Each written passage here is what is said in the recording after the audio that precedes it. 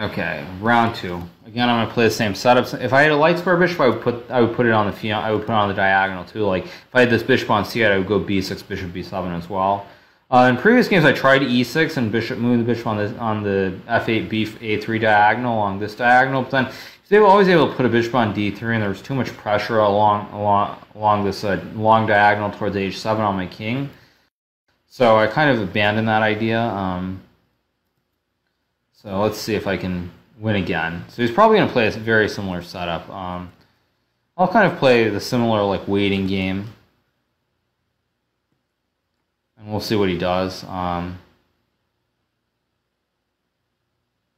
Basically, the point is to just make sure there are no obvious targets, make sure the game goes on. Unfortunately, his knight d5 here, which I forgot about, but he didn't see it, so that's always a good start. So he plays knight e4. I guess I have to go king h7. I don't really want to, but I kind of have to just hang in there, just protect as much as I can. Rook e1 could be a rather serious problem, but I'll try and hang on with d5. If bishop h6, I'll just take the knight. If he checks, okay, he didn't check, so now I can move my... Oh, why did I go there? Bishop f4. Ugh. That was not best.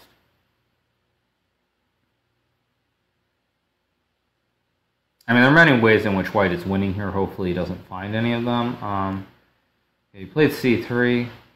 And this is going to be a bit tough here. I mean, to hang on will be extraordinary if I can. Just because it's not only that I am down pieces, but everything's a little bit open. And I have a problem avoiding exchanges. That is going to be a big problem here. Like here, I'm going to have to play bishop f8. Now he's got things like knight h5, all kinds of ugliness coming. Or queen f4. This one I probably won't hold on in, but I'm going to try. Maybe I can get lucky here. Maybe. I wouldn't count on it, but maybe. Maybe being the word.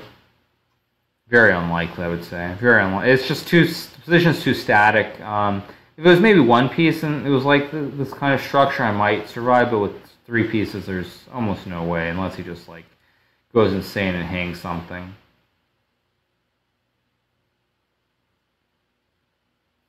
So let's see, so b3, so gotta try and break the structure, create something. Not gonna work, obviously. Okay, so he played c4, so he's trying to get a little bit creative here. I mean, he's obviously winning, but messing up the structure while still winning, I mean, you never know. He could always take with the queen here on d4, for example. Not that I expect him to, but he could. And he did! Oh, he did! He fell for it! I don't believe this. Oh, I don't believe this. He fell for it. Now this is going to get interesting. That's going to be like 4 pieces against a queen. This is going to be very interesting. I mean, obviously it's completely lost, but I do have a queen. And he only has 4 pieces. It's only 4 pieces after all. 4 pieces is not a lot. You need more than 4 pieces to beat a queen. And I'm being facetious, of course. You do not need more than 4 pieces to beat a queen. But at least I have a fighting shot now. I mean, I did not have a fighting shot before, but there's always a chance he could hang something here. Because it's like, the pieces are really close together here, but he could hang something. I wouldn't say it's impossible. I need to get him a little bit lower on time, but like if he moves a knight to e5 or something, then he walks into like queen d2 check or queen f4 check, or there are some tricks here, so it's not trivial. I don't know how to. The problem is, how do I create anything? I'm gonna try queen f4. This is kind of dangerous to put my queen in the middle here with all these pieces in the center here and all these forks around it. But okay, so he played bishop c6, so. I'm going to go to f7, see if maybe he'll check me on d6. I'm not actually sure. Knight d6, king e6 maybe. I mean, I'm trying to make sure I don't get my queen in. I have to keep my queen far away from my king, and I have to make sure he can't just mate me with the 4 pieces. If I can, that's basically all there is to it. And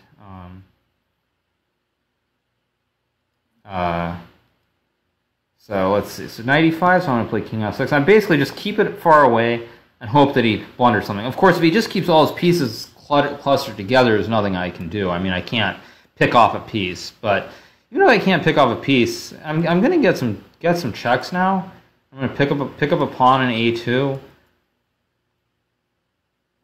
There's some vague possibilities that I can swindle now, because it's going to be hard to just leave your pieces here in the center of the board and do nothing. So we want bishop d4. I'll go king e6. Again, just sticking with the theme of keeping my king like super far away from my queen is kind of all I can do here. I could have gone king d6. I mean, this is of course, very tricky. Obviously, this is probably losing somehow, but I'm going to try and check him, see what he does. Is he going to go for a draw? No, he doesn't. He doesn't want to draw. Okay, now I'm going to go to mate him. I'm going to play queen g3 and mate him. As I said before, it's dangerous having the queen so close to the king. There are all kinds of dangers of forks, but I don't actually see any forks right now. And if he checks, I'll go king e4 maybe, or king g6. It's, I mean, very iffy, but okay. It goes knight h4. To be so careful here not to walk into a fork. It's like insane. Okay, so king d6. He has knight f5 here. King c7. Okay, so he goes there. I'm going to put my queen closer. Maybe he'll check. And this is very hard to play. The one thing I do have is I'm up on the clock now. So I'm up on the clock, and now he let me get an e5. So now it's game on. Because he let me activate my now I have counterplay for sure. Whether he can hold on and not, I mean, lose this now actually is really the question. Whoops, that was a slip. I meant to go b3.